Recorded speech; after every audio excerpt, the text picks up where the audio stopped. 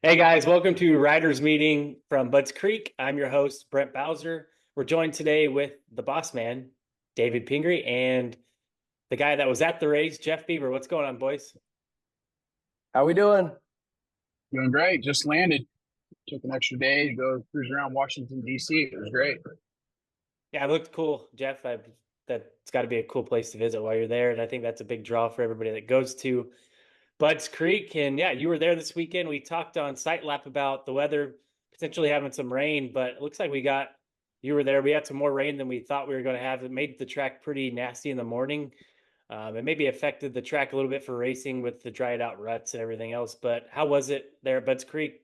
Fun, enjoyable, or hot? It was fun, enjoyable, and hot. It rained really hard at probably about 3:30 or 4 in the morning, and then it stopped. And then during one of the qualifyings, I think it was the first qualifier, it rained like hell for about 30 minutes. I was like, "Oh, dude, I hope this stops." And then it let up, and about noon the sun came out, and we all just went, "Oh." And it just had to grind through it. It was brutal. I can't imagine what it was like being on a bike. Yeah. Yeah, I was watching practice on Peacock, and man, that just looks sloppy. And you know how it is when it gets that wet, and then it stops raining, the sun comes out, and then it dries out into those gets those hard ruts that are really hard to ride through. So those guys had a tough track all day long, and yeah, and they talked about it a lot on the broadcast. And Ping, you might have some thoughts on Budds Creek, but it looks like everything just funnels in. It's super cool track. It looks like to ride, but maybe hard to race on. All the lines kind of funnel into that one section insides, and it makes it a little bit more difficult to pass. Obviously, some of the guys didn't have a big issue of it, but it looks like for the most part, it's a hard track to pass on. Yeah, and that's kind of the downside to that rain. You get places that are better. They don't get so hard pack and dusty, but we get into that where they try to split and make an inside and outside, and they're pushing all that mud off. And it's this weekend was especially bad. It creates a one-line racing track, so tough to pass. And the rain makes it even worse. Yeah, that one section before that big gulp jump, that's what they call it, big gulp. They were coming down that hill, Henry Hill, like they were just, you could see those guys that were going outside. They were trying everything they could with keep their balance and keep going straight. And the way it looked like it had like a hook in the middle of the corner. So yeah, tough track for the guys this weekend. We saw it.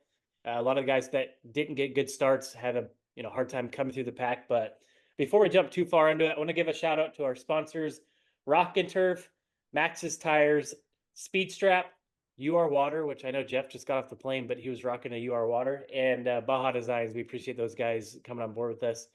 Yeah, I think the biggest thing for the weekend to me is Hayden Deegan, second year, wrapped up the championship, dominated that first moto. I don't know if you guys caught what he said on the podium, but he said he just wanted to go out there and annihilate those guys. And yeah, I think he did that. He even had a tip over on the last lap, still ended up winning by 10, 12 seconds. But Moto 2 didn't happen for him, but I think at that point he, the motions of everything and winning a championship probably just caught up to him, and he was just like, what's the point of pushing forward? So yeah, Hayden Deegan, 250 motocross champion.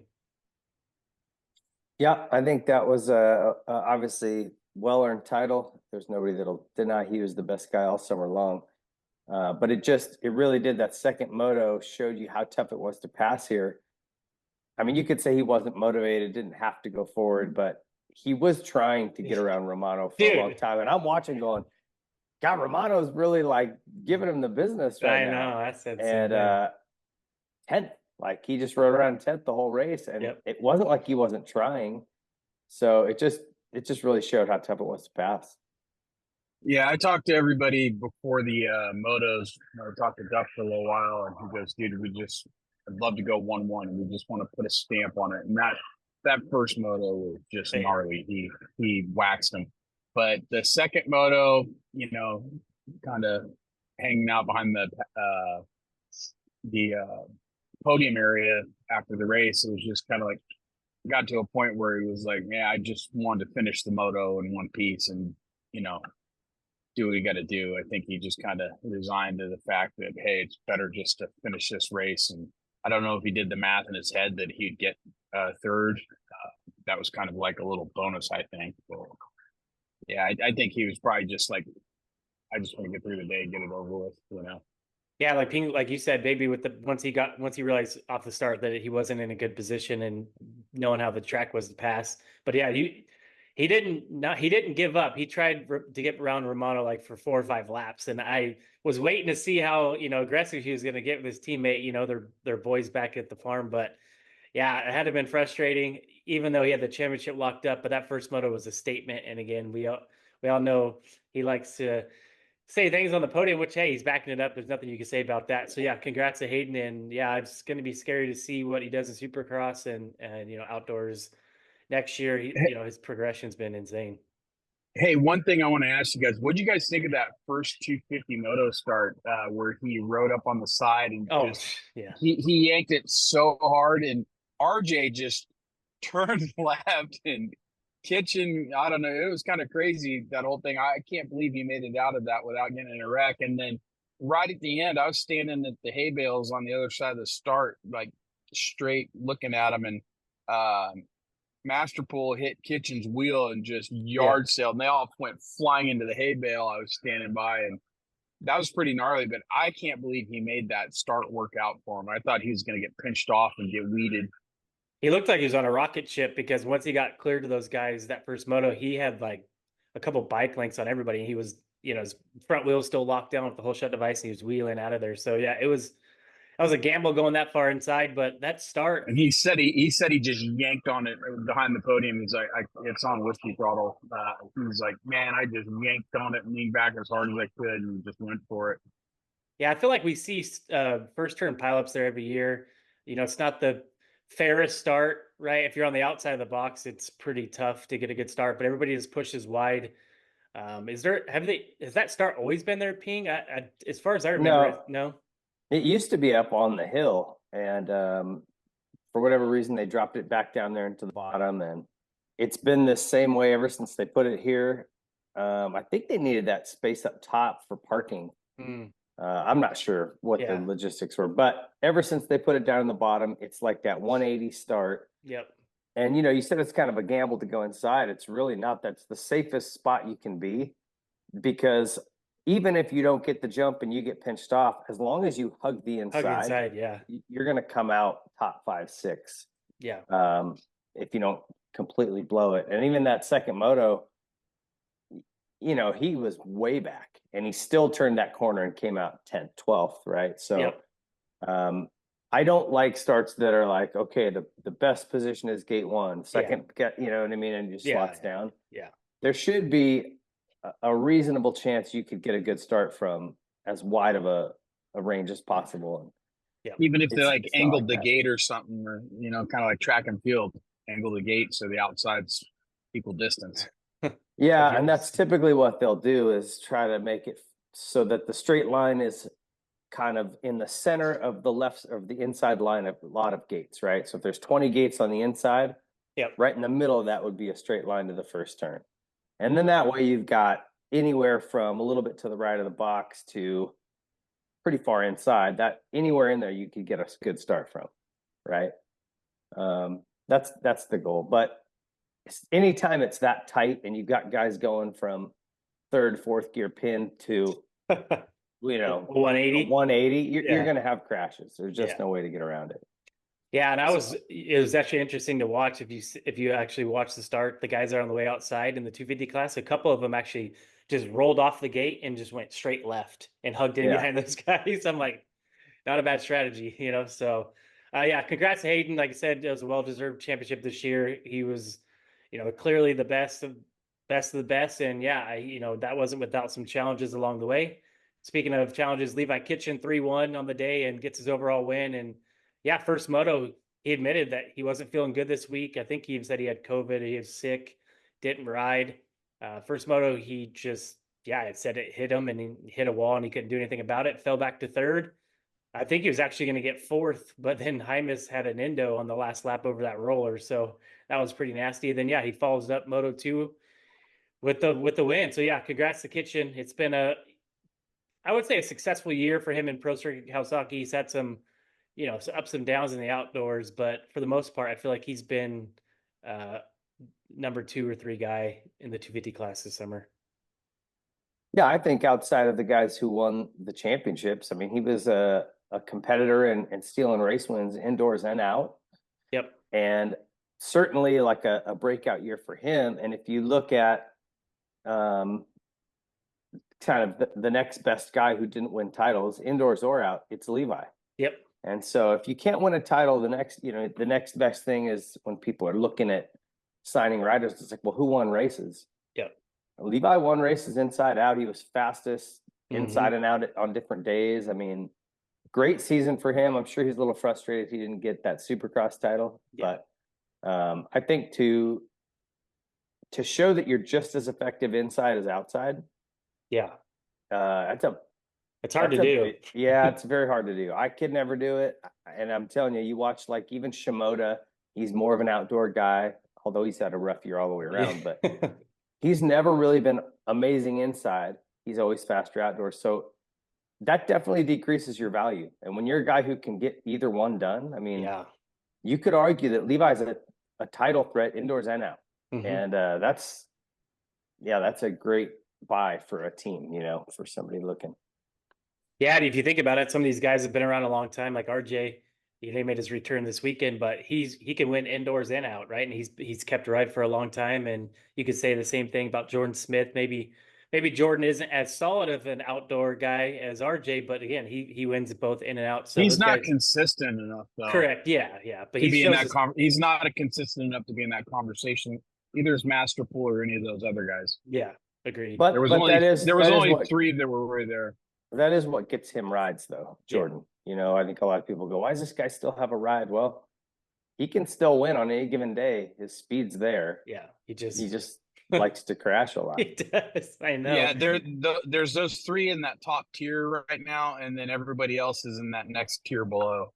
They can win a race, but not consistently. Yep. So yeah, solid summer for Levi.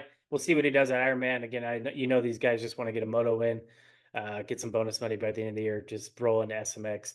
Chance Hymas goes 8-2 for fourth overall. Man, what could have been that first moto? I think he was in third place. Still, he's in second on the last lap, and he came over that roller after that big gulp jump, and that was weird. He tucked the front and somehow did a front flip. I don't know if that was really awkward. So it took him a while to get back up. He ended up eighth. He gets second Moto 2. Again, he's shown a lot of speed this year. I think a lot of the things he did this year actually locked in his a renewal of his contract for 2 more years. So he's gonna be on that bike for at least 2 more years. And yeah, we started to see his speed come around. He's just got to fix the small mistakes.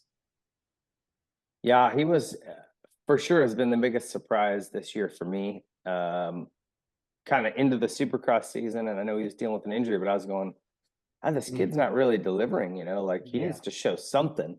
Mm-hmm. And then we went outdoors, and man, he flipped a switch. He's been impressive. Crazy. Kid's badass. He's badass.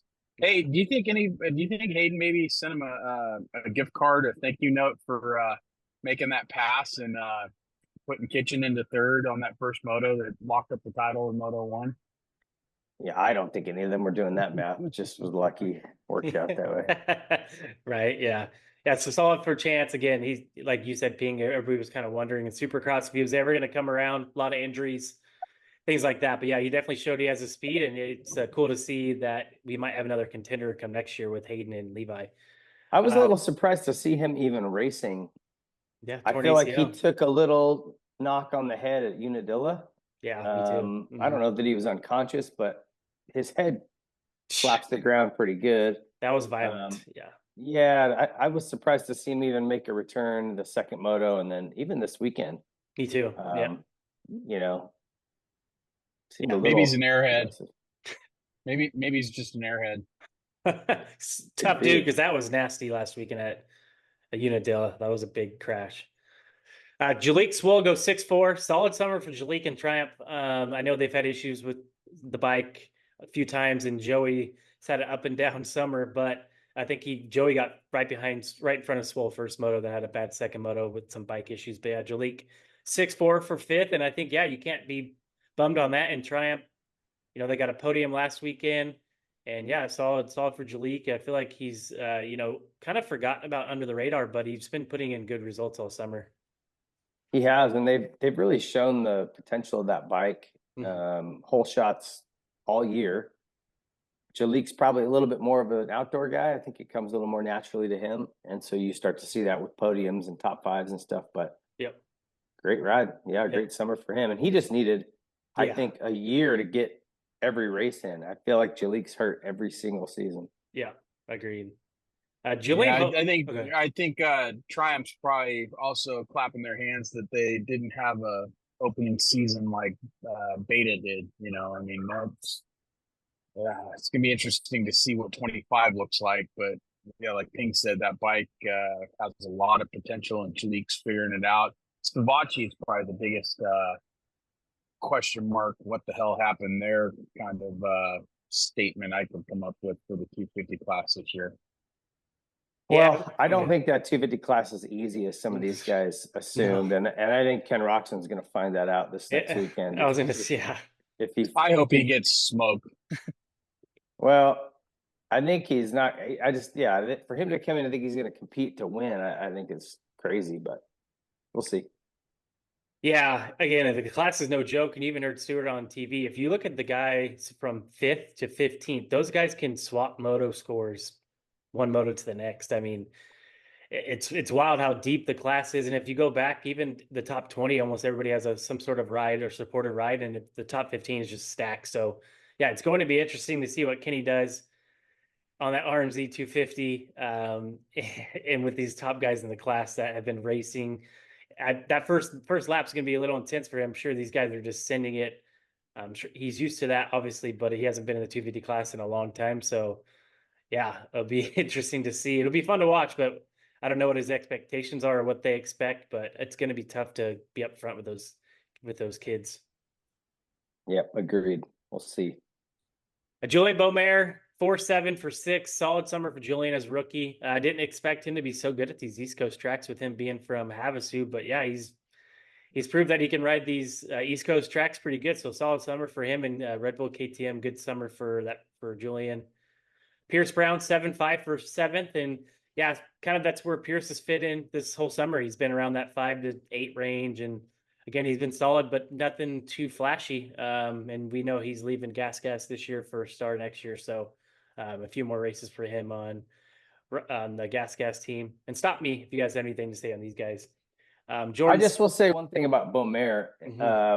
Looking through his results this whole season, I would say he came out at the opener at Anaheim and like surprised me pretty good. Ran up front all night. Yep. And I thought, oh man, this kid's really the real deal. And then it was kind of like the rest of the season. He's just been a little bit out of the limelight, but you kind of forget that he's a rookie. And if you start going and looking at all of his results now, especially this summer, he's been really consistent. Yep. This guy's in the top 10 almost every moto. And like we just talked about, there's a lot of depth. You're not getting every good start. So he's managed to find his way inside the top 10 with a bad start. If he starts up front, he kind of drifts back to 5-6. But dude, that's really good. Yeah, as a rookie, yeah. I think as a rookie kid, there hasn't been like that podium or leading a moto for a long time like you'd like to see. But I think you glance back and look week to week, this dude is like really consistent and learning every single week. And he's shown he has that speed to be up front.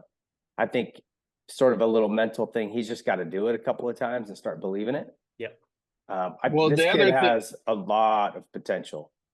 The other thing with him is he was kind of touted as a supercross specialist. Yeah, not really an outdoor guy, and he's done a lot better outdoors this year. And he ended up a wheel chalk out at Southwick, and they had to red flag your race and haul him off. He still came back and done really well. But I was kind of surprised after Anaheim won that he kind of slid off in the results and then did better outdoors. So, I mean, Davey's working him pretty hard out there in Havasu, and I think after he's learned the ropes, he knows what it takes to win a title. He's won 7 titles in the jet ski world championship. I know it's not the same as pro motocross, but a championship's a championship, and you got to do the work to get it, right? And I think that kid, he's pretty sharp. I think he's going to figure it out this offseason. We're going to see a whole different Julian Beaumer from along. Yeah, and like you said, Jeff, the rumors that we heard coming in that he was more of a Supercross specialist and maybe wasn't gonna show a whole lot outdoors, but yeah, throw that out the window. The kid's been solid outdoors, and there's nothing really to say about that. I think he's proved that he can ride both, and yeah, and you like Ping, like you said, you forget he's a rookie because he's been so solid all year. So yeah, cool for Julian, and like you said, Jeff, Davey's been working him hard out there in the desert. I see those videos they post all the time. He's definitely making him work for it. So yeah, it's a good combo for sure. RJ Hampshire makes his return, I think a little earlier than he wanted, but yeah, 9-8. Again, that's solid for him coming back with the way the class is and missing all these races with the injury he had. And yeah, it's what's interesting about these playoff races is it's making these guys come back earlier than they probably would have. If not, we probably wouldn't have seen RJ until January, right? So I think that's cool. Oh, sorry, but that and with Casey hurting his arm, I think that forced their hand to put him in. But it is cool. We saw Webb came back last weekend. Obviously, he hurt his thumb again, so he took the weekend off. But Tomac came back. Roxon came back for one. He's come back next weekend. It's just cool that we see these guys actually come into the series at the end, where normally by the end, there's no one out there. Everybody's out there just doing the laps just to make it through. So it's cool to see. And yeah, solid ride from RJ. I saw he went down that first moto. He's probably thinking, man, why'd I come back? But yeah, still, yeah, I'm sure he's probably okay with the weekend of how it went. And then Ty Masterpool, 11-9 for 10th overall. I will say tough 3 motos in a row for Ty at Unadilla. He got 2 good starts, went down the first lap, and then same thing, first moto at Budds Creek up front again, goes down first lap, made his way all the way back up to 11th at first moto. Not sure what happened. Second moto, he started up there. He was in 4th for a while and faded back to 9th. I don't know if it's the summer's just catching up to him or what, but yeah, still solid for Ty. But yeah, he's had a rough couple of motos here as of late. He ate shit pretty good in that first turn pile. I don't know if the TV showed it very well. No, but I watched him cartwheeling towards me. He did not feel good after that.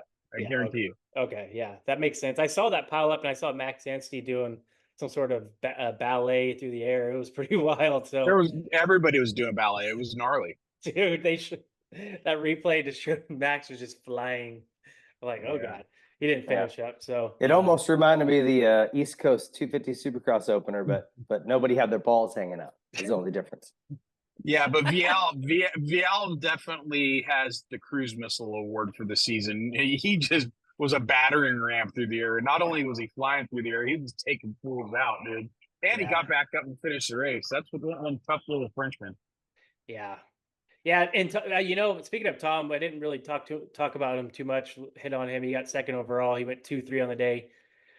He's solid summer, but I don't think it's what he wanted, nor I almost expected. 2-time MX2 champ. I know it's different over here with the tracks and the competition and stuff, but I don't know if he was just kind of off. Again, he was in the mixing up in the top 3, but I just thought he would be a lot closer to this title fight. I did too, and he's had a couple of really good guys he's going against, right? I mean, in Supercross against a seasoned veteran, and then against Hayden Outdoors, who's just been awesome. I mean, everything about Hayden, I think, was worst finish is like a 5th this summer. Yeah, something like that. Yep. That's really good, and he's won a lot of motos, a lot of races. So it's just he's had tough competition, but I'm in the same boat as you, Brent. I kind of expected more out of him, just a little more fight than what he's shown week to week. No disrespect. I think it's coming. He's just figuring it out. Yeah, sure. Well, he's in the same boat with what you guys are saying, because I don't know if you listen to press, but we're in press. He's like, I'm pissed off that I haven't won a race. I mean, those are the words out of his mouth. He's pissed off. So I kind of wonder if maybe the pressure's off for the title now. If maybe this lights a little fire under his ass and he comes out the Budds with a chip on his shoulder to get one win this season. Because everybody kind of pegged him to be the favorite this year. Deegan stomped a mud hole on that one. To Ironman, you mean? Or Ironman, I'm sorry. Yeah, the other thing I was wondering for him is normally what we've seen in the past, he's MX2, he was out front off the starts all the time. We haven't really seen that. I know the bikes they run over there are a lot different than what we have here. There's a lot of different rules and specs they can't run here. But you think that's a big deal, Ping, for the bikes that they ride over there? I mean, he's out front every moto over there, and we've seen the guys in the U.S. kind of struggle with the KTM's, where those guys overseas. I mean, they're pretty much the best bike to be on. Yeah, I can't speak to it with a whole lot of knowledge because I'm not over there testing those bikes or hearing firsthand. But I can tell you that the KTM effort in Europe it's high level. You know, they probably have a little bit more resources, a little more support, a little more infrastructure to support their race team than pretty much any other team. That would be my guess out of it, right? Yeah. And you come over here and it's like you have really high level teams they have to compete with, whether that's Mitch, that's Star, you know, like those are really good bikes to try to have to compete with. So I think that maybe that the little bit of advantage that they would have over there, they lose when they come here because they do have to adhere to those production rules. And I just think the competition is a little higher. All right, jumping in the 450 class. Yeah, I think Chase Sexton 2-1 for the overall. We've seen the first motos be strong for Hunter Lawrence, and second moto when Chase was in second place and goes down, I personally thought that was it. You know, AP got around him, even Malcolm Stewart got around him. But Sexton clearly had a speed advantage at second moto, and he caught back up to all those guys and put the pass on Hunter and ended up winning by 8 seconds or so. So it's been a tale of second motos for Chase Sexton, but solid 2-1, and he goes into the final round with a 28-point lead, which is pretty significant for the final round, but Hunter's still in it. And it's been solid for Hunter as well, going 1-2 on the day. Yeah, I think this is this is Chase Sexton's title to lose, but I think Hunter really wants to get one of these wins, and he's stuck because maybe Ironman would be a better track for this, but every time he goes away from the scoot tire, he gets a crappy start. And then his result is worse than if he had just stuck with the scoop, got the start, suffered with it on the track. Yep. Right? Because he can usually hang on to a second or a third. But when he's run the regular, MX-33 or whatever it is, their version of it, he gets a bad start, and it's usually a bad moto for him. Yep. So it'd be interesting to see what he does this weekend at Ironman. I know he's been so stinking close. I think a lot of people would like to see him get one win. I'm curious, and this is jumping a little bit ahead into kind of some site lab stuff, but it would make sense to me if I were Jet Lawrence and I'm thinking, okay, I want to race the playoffs. Sexton's going to be kind of laying up a little bit this weekend at Ironman, just trying to wrap up the title. Might be a good spot to come back, push him a little bit. He's not going to fight you too hard. Right. And you get a kind of a race under your belt going into the SMX playoffs. That would make a lot of sense to me. Now, I know they showed a picture of him just getting on the bike this week. If that's true, right. I don't know if you come race with like 3 days on the bike. That's not super smart. But I just wonder if he's already been riding and that was just the first picture they showed. Yeah, you don't know. I don't know. I'm totally guessing. Mm-hmm. Sure seems like it would make sense for him to come out this weekend. And, in the off chance that, let's say Chase does have a bad first moto, some kind of DNF, and now Hunter's in this title fight. Yeah. Now you got your brother there to maybe help you get some points between you and Chase. So to me, there's a lot of reasons why we might see him this weekend. I'm not saying we will for sure, but maybe. So I was talking to his filmer about that.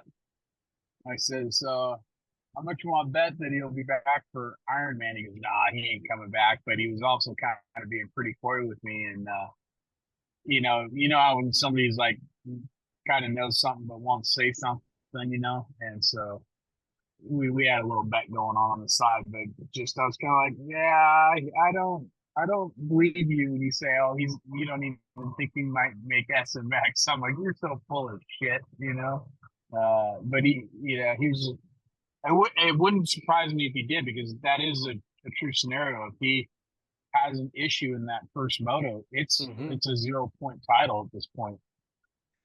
Yeah, and just as a guy, I know he would like to come back and try to defend that SMX title. And you want to get a little bit of racing under your belt before you go into that. Even if he was to lose to Chase, at least you get a race under your belt and knock the nerves off.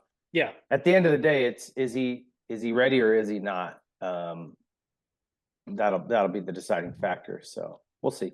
Yeah. Just something to kick around.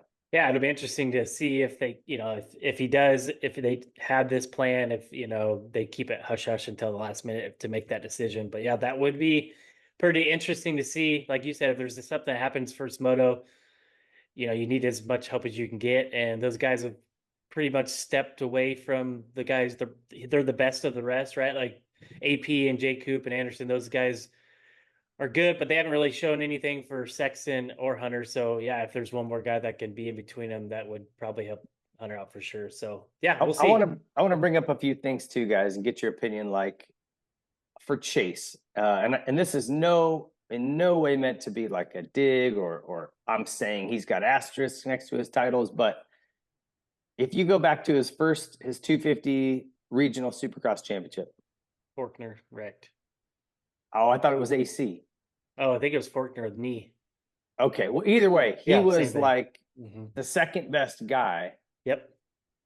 Week to week until Faulkner went out. He wins the title. With Supercross, Eli was like the man. Yep. Very big lead. Does his Achilles. Chase wins the title. Here we are again. Jets out.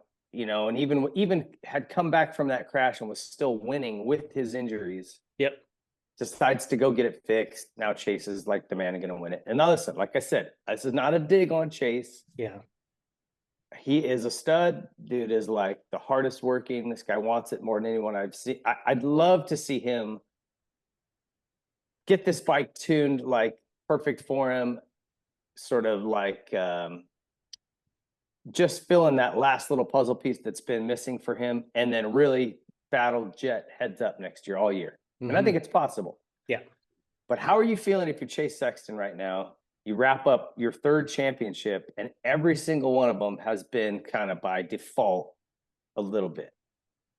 Do you care? The money's still in your account. You still are in the record books. I think you don't. Yeah, I think you don't care because you have as far as like the money's there, so you get the title, but internally, I've never raced at their level, but I know if I've won something and I won, but I know this guy crashed or this guy had a bike.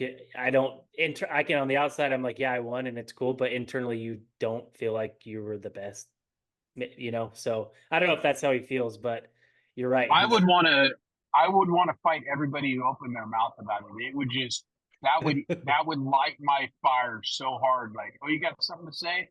I'm going to put your head through a wall. That's how I would be about it. Right. But then at the same time, I'd take that wad of $100 bills and dab my tears when I was upset, mad, scream crying like Ricky used to do. So yeah, I think you guys are both right. I think it irritates the hell out of them, but at the same time, the check's cash. Yeah. And he's the champ. He's in the record book. I wonder if it keeps him a little more hungry. Yeah. Oh, yeah. You know what I mean? Like if he had won all those, just heads up. Just, I think the positive would be there's a little bit of a mental component where he would believe in himself a little more. Yep. Because you can say what you want to yourself, but like when you look back at those championships, the way they played out. And so in your head, maybe you're going, well, man, maybe I wasn't as good as those guys. Do I really deserve this? Right. So I think there's a component there, but also I think the fact that every championship that he's won, he goes into the next one going, okay, I'm going to beat everybody this time. I'm going to prove it. And I think he's still kind of in that, I got to prove to people or myself that I am the best. And maybe that'll keep him pushing and striving for that longer.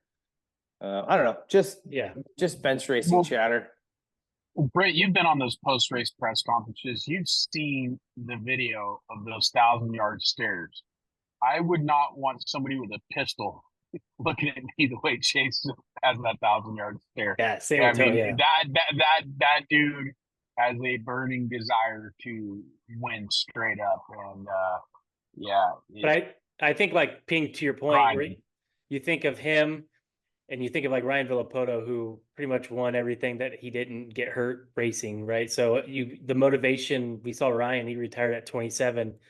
He won everything back to back to back. And he was just like, yeah, I'm done. Where Sexton's won some championships, but like you said, really hasn't been that clear-cut favorite, and he probably feels like he comes into every championship like he needs to prove himself, where even though he has these championships, they haven't always been with all the guys there. So he comes in and feels like maybe he doesn't even feel like he's the guy to beat. He looks at Jet or Tomac or, I'm pretty sure he's confident with himself, but at the same time, it's he is realistic and knows that not everybody was there, but at the same time, it's still his championship. But also, I like the point of bringing it up where it's like he's sitting there like, man, comes in, he's going to go into this SMX, and is he going to feel like the underdog even though he just won outdoors? So I think it keeps the burning desire there. Only Chase really knows, because probably in an interview he'd poo-poo it and not say much. And again, I'm not capping on Chase. He's a stud, dude. He is like, amazing. But Agreed. I just wonder if I sat down and he had just finished a bottle of whiskey, and I really got into his head, like what he'd say about it. Like, how does he really feel? Yeah. I mean, I like seeing that. I wish that's the kind of thing, these guys would never will admit that, but yeah, there's always, I feel like everybody has a little bit of self-doubt at times too. So I'm sure that doesn't help when, Dude, I had Ryan Dungey on the Whiskey Throttle show for his episode, and he sat there and told me, I always had a problem just with belief and confidence. And I'm like, you never finished off the podium. Like, how do you have a confidence? So if Ryan Dungey's struggling to believe in himself, like the rest of us don't have a chance. No, yeah, that's wild. I don't know how those guys are like that, like best at what they do. I could just see Ryan like, oh shucks, I just I don't know about that. It just shows you how fragile confidence is. Like, it's vapor, like it's there 1 second and then it's gone, and these guys are constantly chasing it. Look at right after coming off that high, winning Hangtown, and then his performance at Thunder Valley Chase this year, Thunder Valley, and he was kind of off for a couple rounds after that, So there's that. I think that there's a big mental component with that guy. What's that old saying, David, about short memories? You gotta have a short memory in racing if you're going to be a champion. Gotta be a goldfish. Goldfish. And I think Deegan's a goldfish, dude. He has a bad race. The next race, come back out. I'm here to kick everybody's ass. He totally forgot what happened 7 days ago, right? Yeah. And that's just the way that guy is. Where I think Chase is the guy who lays in bed at night and counts holes in the ceiling tiles, right? In the hospital bed. He's one of those dudes. So I think it probably affects him a little bit more than some of his competition. That's my honest thoughts on it. Yeah, and like you said, these guys are fragile, right? It's there's a lot of people always tell them the things they want to hear, and so it's hard when they have to face some of the reality of it. But yeah, solid ride, solid summer for Chase. Again, he's got one more round and 28 points on Hunter, and we'll see what goes down. I think Hunter is going to be comfortable, and he might get his first overall win at Ironman. They tested that 25 Honda CR450 there. I wonder if Sexton's looking at that new bike thinking, man, maybe a year or two late, but we'll see. But anyway. Hard to say. I want to say this too about Hunter. We forget also that he's a rookie. Mm-hmm. Incredible season for Hunter Lawrence. Maybe not as flashy as his brother, who was a, next level. Yeah. Next level, but like on just a standard rookie season, if you're looking at his results, Supercross and Motocross, you're going, damn, that's a really good season. And I'm curious to see where he can, because he's this guy that just keeps taking these little incremental steps. Yep. Where Jet kind of goes, whoop, sort of like election counting ballots type of stuff. Late hours. and then, hey, if you think about that, to add to that, Dave, if you think what you say about Hunter, look at Justin Cooper's rookie season. If you didn't have a Hunter in there, he would be like rookie of the year straight up. You know what I mean? Absolutely. He's been awesome. It's just amazing how good he has, but it's just amazing how good Hunter's done. He seems like a seasoned veteran. Yeah, absolutely. And great. And again, you're right. Great ride from Jake Coop. And I'm just glad he's okay. That slam in the first moto was dirty. That was nasty. Nobody's fault. I think Hunter just was closing the line, and just like what Stewart said on the TV program, dude, Justin just went a little long. But dude, you should have seen Hunter's bike when we got back under the podium. it shaved. I don't The know side how the a hell side it did plate. it. Yeah, but it like shaved it. It was weird. Like the tire spoke. I don't know what the hell did it, but it ground off in that 2 seconds it made contact. It just like shaved and tore that number plate apart, dude. Lucky it wasn't his ass. I mean, it was Mm. a couple inches from being his ass and his thigh, whatever did that. So that was gnarly and super close to really throwing a wrench in the whole Oof. works for him. Yeah. Yeah, and you know that feels when someone takes out is not on purpose, but when your front wheel gets taken out in the air, you have nowhere to go. Like you feel it, you just know you're hitting the ground very hard. And yeah, I was happy to see Justin get up, especially after the replay. You see he just buries his shoulder into the ground, and he's lucky he didn't get hit because he was in second place and you have 38 Oh, other dudes coming up over that jump.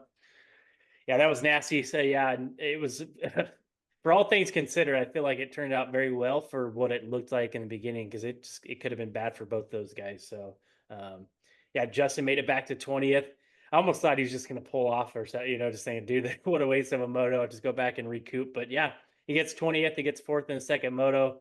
Cool to see him finish out strong. And like you said, I feel like we forget that he's a rookie also. And both him and Hunter, this is the first time they've done all the races. So they're used to that break on the 250 where they get all these weeks off and they can come in outdoors more prepared where they're in the grind. They're towards the end of the season. They're worn out. And I will be honest, speaking about Hunter, he surprised me more. I expected him to be good, but I expected him to be in like the Anderson area. But he's been clearly, this since Jet went out, he's been clearly the second best guy, and that was better than I thought he was going to be. I knew he was going to be good, but I didn't expect it to be this good. yeah. Aaron Plessinger 3-3, solid day for AP. He hung with those guys a little bit more in the second moto. He I don't know if you guys listened to the podium, but he said when Chase went down, that he was like, "All right, I'm going to catch Hunter and get this win." And the next thing he knew, he heard a KTM on the rev limiter, and Chase went right by him again. He's like, "Oh, never mind, I'm not going very fast." So,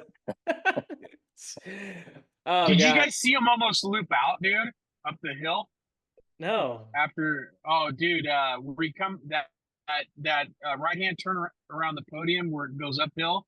oh yeah, Dude, he pointed that thing straight to the moon, like dude. the horse almost bucked him off, dude. It was so gnarly. I didn't. Unfortunately, I wasn't there to capture it, but I saw it on Instagram, and I was like, "Oh, There's that would have been something about dirty." that hill. That used to be the old finish line. You'd crest right there. Oh yeah, And yeah. Chick Moss looped out there one year, filling in on Factory Cowie. Just looped out. So there's something about that dirt that has some clay in it. I don't know. Yeah, I don't know. Yeah, I don't know. The other That's thing funny. I thought was funny is AP, his podium speeches are getting long, and I was starting to wonder if they're gonna if they're gonna start calling Marvin Jr. where he just keeps going. They're like, all right, we got so, They start playing the music like at the Grammys. Play him off the stage. yeah. Well, the Anyway, fans love him, so I know, he's I love hamming it. it up. I love it. Yeah. It's awesome, and hey, he's had a solid summer. It's probably the best that in my opinion, this is the best summer he's had. Consistent. No, he's Consistently finally well. being the rider he's supposed to be. Yeah, so totally cool. And I don't know if you guys heard in the press conference after the race that I guess him and Sexton are gonna trade bikes and see who can go faster on each other's bike. Because Sexton said there's no way I could ride his bike, and Aaron said that his bike's the best setup he's got. So I guess they're gonna have a little games who can go faster on each other's bikes. So that will be interesting to see. Malcolm's I wonder if they'll let us film that. I don't know. I think that'd be cool because AP is riding choppered out, and Chase is front end, back rear end high, front end down, where AP is just sitting on that thing like a Harley. So it's You know what's totally- going to happen? Both those meatheads are going to hurt themselves if they do that shit. They're both going to crash. yeah, If I was Roger, I'd say no. totally different bike setups, that's for sure. Hey, Malcolm Stewart, 6'5" for fourth. He got fourth, and yeah, according to the comments on YouTube, he should. We don't know why he has a factory ride, but yeah, fourth overall. Oh God, that guy needed that dude needed a hug, man. Good Lord. I don't know why people are so on Malcolm's ass about his ride, dude. Look at how good he's won all summer. Yeah, and Keeps getting better and better every round. Yeah, and he hasn't raced it in 10 years. And again, I think this is going to help him for next year. And yeah, he hasn't lit the world on fire this outdoors, but he's been there every race. He's put in the motos. He got a fourth this weekend, so he's better than the other 35 guys. So that showed up to race. So yeah, I think Yeah, solid ride from but he Alco. doesn't deserve, according to Fred 1 2 3 4, he doesn't deserve a factory ride. So. Yeah, the comments are undefeated. They always are. Christian Craig 7 or Jason Anderson 5-6 for fifth. Again, he's been kind of there all year. Yeah, I expected him to be closer to the podium, but yeah, again, solid, but nothing too flashy. Christian Craig 7-8 for sixth. I think this might be his best overall. Man, they showed. I was watching his YouTube vlog last week, and I don't know if you guys have seen his elbow. That thing looks gross. Yeah, It I've seen looks, it up live in person, dude. That dude, thing looks like the it's T100 from the Terminator's arm. Dude. it You look at does. his left arm and his right arm, it's like, oh, good God. His That elbow thing's gonna looks hurt like my so bad when he's older. Yeah, it's gonna hurt so bad when he's older. It looks like my kneecap is what his left elbow looks like. It's just Worn and leathery. yeah. It's gnarly. I don't know how he's racing like that.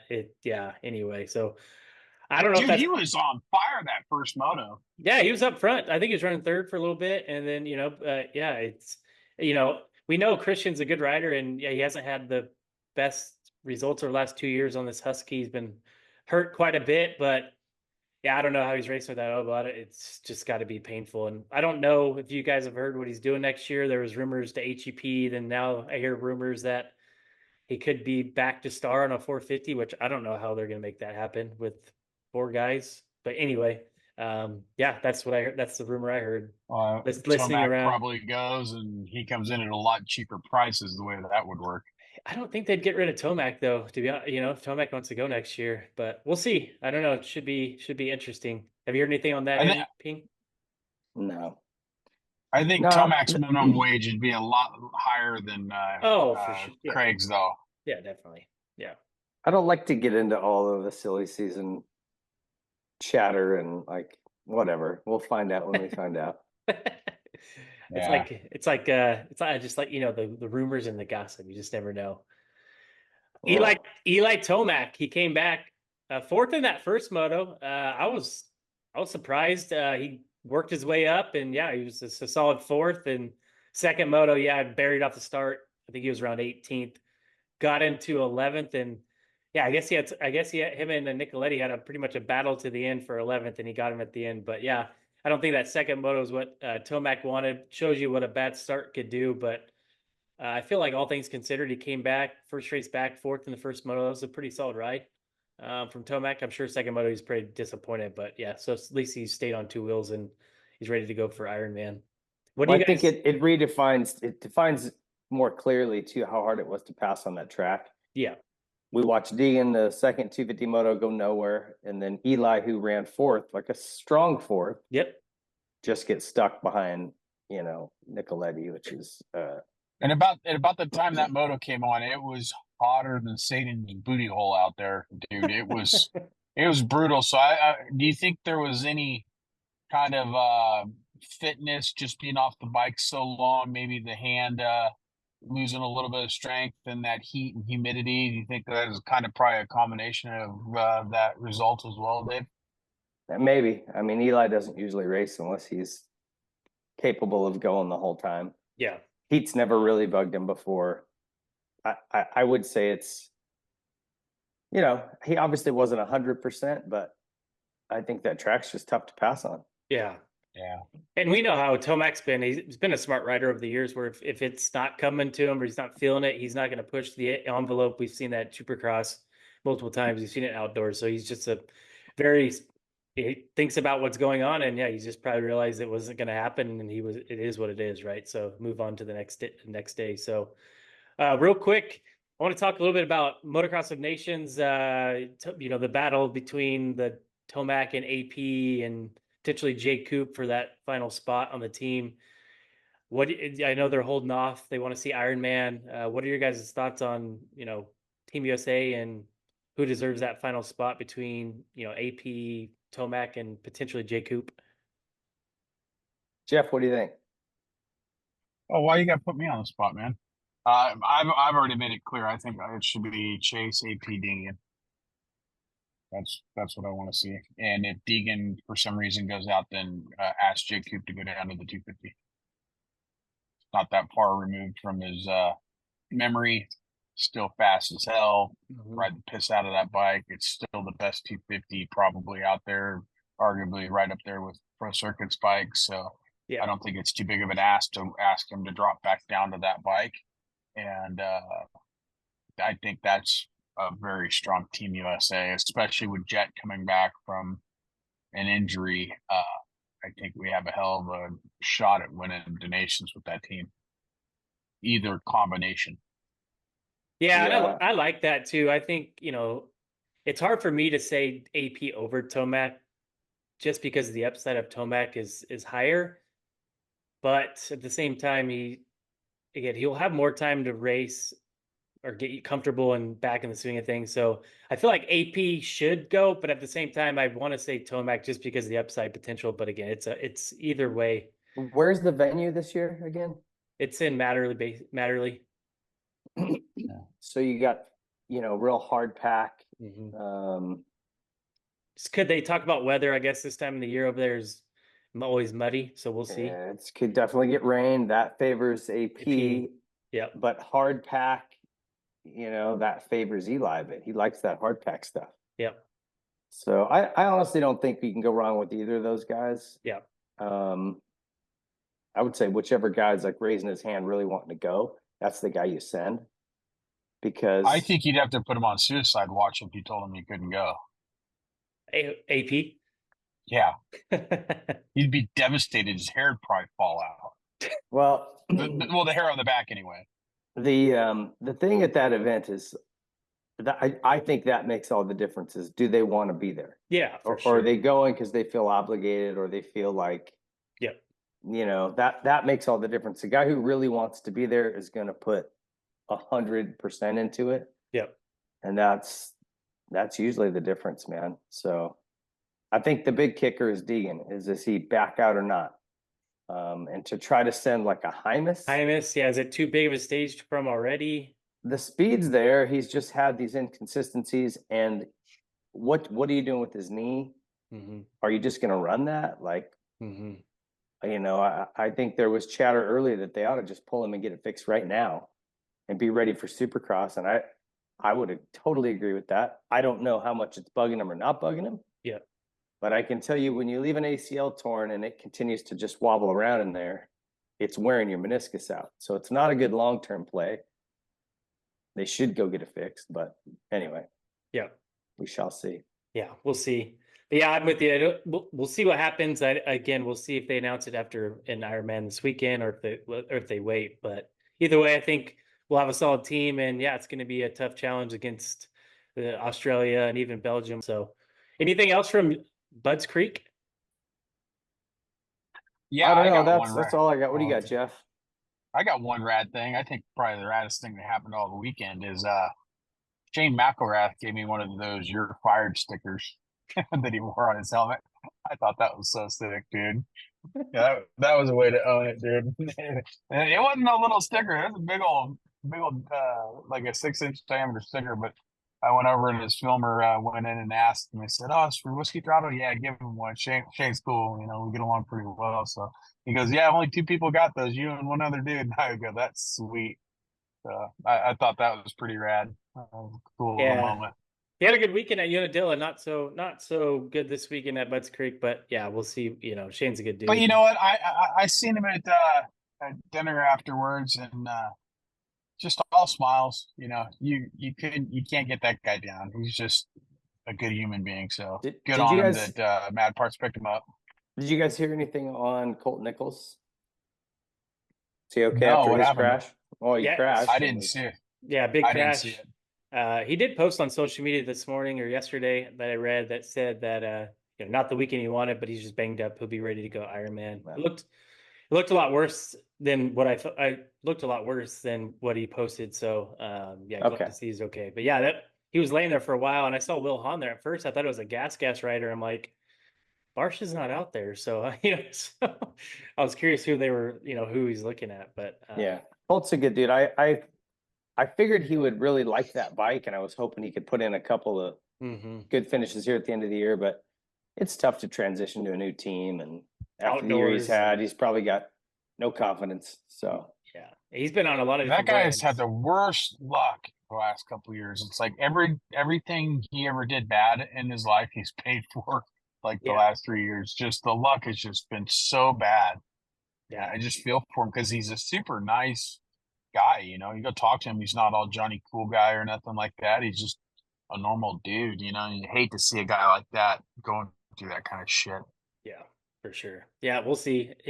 We'll see what he does. It's hard to come back outdoors on a new bike. We'll see Supercross if it's, a little bit comes a little easier to him on that bike. And yeah, like you said, Jeff, Colt's a good dude, and glad to see he was okay from that crash. So yeah, that's all I have. Sight lap or riders meeting from Budds Creek. We'll catch you guys on Sight Lap for Ironman here in a few days. See you guys. If you like this video, please be sure to leave a like, subscribe to the channel, hit the notification bell so you don't miss any of our future videos, comment what you thought, and share it with your friends.